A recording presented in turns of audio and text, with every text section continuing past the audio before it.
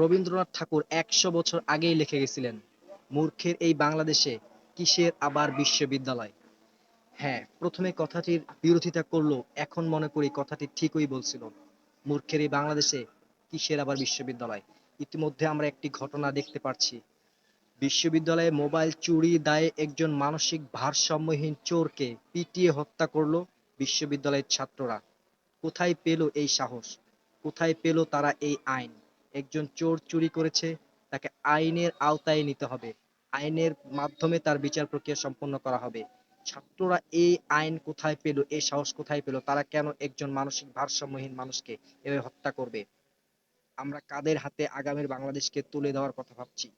এই সন্ত্রাসদের, এই ছাত্ররা যে সন্ত্রাসী শুরু করছে, এদের কাছে আগামীর বাংলাদেশ ভবিষ্যৎ আশাই করা যায় না।